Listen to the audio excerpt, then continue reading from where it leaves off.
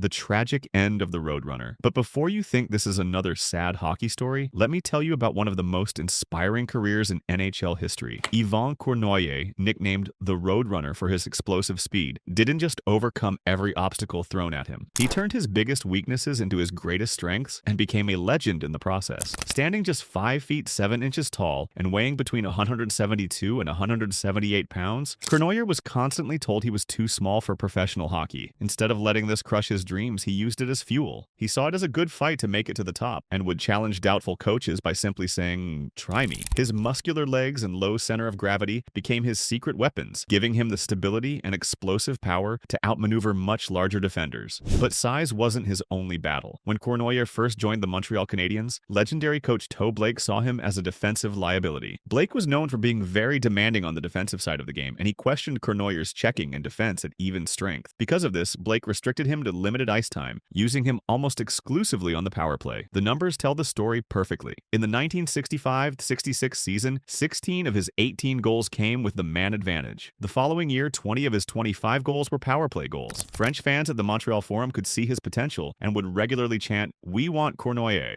But Blake resisted, arguing that the public pressure was hurting the team. This period of tough coaching became a necessary test for the young player. A brief 7-game demotion to the Quebec Aces in the American Hockey League was the wake-up call he needed. This temporary setback convinced Cournoyer that the NHL was the only place to be, and he dedicated himself fully to working on the defensive play that Blake consistently criticized. If you're enjoying this incredible story of perseverance, make sure to subscribe and let me know in the comments which part of Cournoyer's journey inspires you the most. His transformation from specialist to complete player is truly remarkable. The hard work paid off. By the 1967-68 season, only 25% of his goals came on the power play, showing that he had successfully earned his coach's trust to compete effectively at even strength. When Blake departed following the 1968 Stanley Cup Championship, incoming coach Claude Ruel immediately granted Cournoyer a regular full-time shift. The Roadrunner was finally free to run. Cournoyer responded instantly to the increased ice time. In the 1968-69 season, he registered his first 40-goal campaign, finishing with 43 goals and 44 assists for 87 points. He was recognized with a selection to the NHL's second All-Star team. This was just the beginning. He would go on to score 25 or more goals for 11 consecutive seasons and hit the 40-goal mark 4 times total. The little guy also developed the physical and mental toughness needed to thrive against the era's biggest rivals. He recalled being intimidated by opponents like the Boston Bruins' Ted Green, who would threaten him in front of the net. Cournoyer quickly understood that the best way to counter threats was to score goals and keep on scoring goals. This evolution of grit was backed by actual action. He even took boxing lessons in the summer of 1970 to get tougher. Teammates and opponents took notice. Ken Dryden observed that Cournoyer loved the challenge of a game and showed immense courage, particularly against aggressive teams like the Bruins. The moment that truly proved Cournoyer had transformed from a speed merchant into a complete player came during the 1973 playoffs. Leading the Canadiens to the Stanley Cup, he was absolutely dominant, leading all playoff players with 15 goals and tallying 25 points in 17 games. For this incredible performance, he received the Conn Smythe Trophy as the playoff MVP. This award served as powerful validation, completely destroying the early career narrative of defensive liability. Winning the Conn Smythe, an award given for excellence throughout the rigorous, defensively demanding playoffs, proved that Cournoyer could perform at an elite level in the most crucial moments of the season. He wasn't just fast anymore, he was complete. His enhanced status led to him being named captain of the Canadiens in 1975, succeeding Henri Richard. His 4-year captaincy from 1975 to 1979 coincided with the Canadiens' greatest modern dynasty, resulting in 4 consecutive Stanley Cup championships. This achievement placed him in incredibly exclusive company. Cournoyer is one of only 2 Canadiens captains, alongside Maurice Richard, to have the team win the Cup every year during his tenure. But there was a price for all this success. Cournoyer's high-velocity style, which he said required him to operate at 100% all the time, was taking a toll on his body. He once compared his situation to a racehorse being pushed daily to its limit. The intense demands he placed on his frame, especially his lower back, were creating problems that would eventually end his career. The crisis came from chronic back problems caused by a disc pressing directly on a nerve. For a player whose entire game depended on explosive acceleration and powerful shots, this nerve problem caused intense pain and fundamentally compromised his physical abilities, critically slowing his famous speed. The injury became impossible to ignore during the 1976-77 season. On March 14, 1977, Cournoyer required surgery to remove the damaged disc. This severe setback forced him, as the team captain, to miss the entire 1977 Stanley Cup playoffs. Although the Canadiens swept the Boston Bruins Bruins to win the championship, it was acting captain Serge Savard who accepted the trophy. Imagine the frustration of watching your team win it all while you're stuck in recovery. Cournoyer showed incredible heart by returning for the 1977-78 season, playing in 68 regular season games. Amazingly, he was able to match his scoring output from before the surgery, recording 53 points with 24 goals and 29 assists. However, this came at a huge cost. Observers, including the media and fans, noted that it was clear his back still bothered him every shift. This period represents a fascinating transition in his career. He was moving from reliance on pure physical speed to dependence on hockey intelligence, positioning, and sheer willpower. Despite the pain, he managed to participate in the 1978 playoffs, recording 7 goals and 4 assists in 15 games, playing a key role in securing the Canadiens' 1978 Stanley Cup victory. It was personal redemption after missing the previous year's championship run. Unfortunately, the 1978-79 season would be his last. His back issues returned with a vengeance, limiting him to only 15 regular season games where he managed just 7 points with 2 goals and 5 assists. The pain became unbearable, forcing him to undergo a second back operation during the season. This intervention ultimately ended his career and forced his reluctant retirement in the spring of 1979. Cournoyer chose to step away rather than risk more permanent injury while playing at a significantly compromised level. The numbers from his final seasons tell the story of physical breakdown. His shooting percentage, which often exceeded 20% during his prime, dropped to 19.2% in his comeback season, and then catastrophically collapsed to just 8.7% in his final year. This massive decline showed that the spinal damage had critically compromised his ability to generate the velocity and accuracy needed for his elite Roadrunner style of play. So where is the Roadrunner now? At 81 years old, Yvan Cournoyer remains deeply connected to the Montreal Canadiens organization, serving as one of their official ambassadors. In this highly visible role, he represents the team at games, events, and community initiatives throughout Montreal and beyond, often appearing alongside other Canadiens legends like Réjean Houle, Guy Carbonneau, and Vincent Damphousse. Despite his active public schedule, the physical toll of his playing days continues. Cournoyer estimates that he has undergone approximately 15 major surgeries throughout his lifetime, though he jokes about losing accurate count and having a season ticket to the operating theater. His surgical history reads like a roadmap of hockey injuries: 4 total back surgeries, 2 operations on his left shoulder, including one requiring an 8-inch titanium rod in 2005, a rebuilt right shoulder in 2017, and a full replacement of his left knee in 2006. More recently, he had procedures on both hands in 2019 to address carpal tunnel syndrome and increase flexibility in a thumb that was rigid from an earlier wrist operation. This extensive list confirms that the physical mechanisms he used to compensate for his smaller stature created widespread wear and tear throughout his body. The explosive power and resistance to hits that made him successful also resulted in lasting physical consequences that he's dealing with decades later. But here's what makes Cournoyer's story so inspiring. Despite all these challenges, he maintains a positive outlook and continues to be a vital part of the hockey community. He frequently participates in events, reflects on his career, and even interacts with current players like Cole Caulfield, passing on his wisdom to the next generation. Upon his retirement, Cournoyer ranked 4th in goals, scored with 428, 7th in games played with 968, and 6th in total points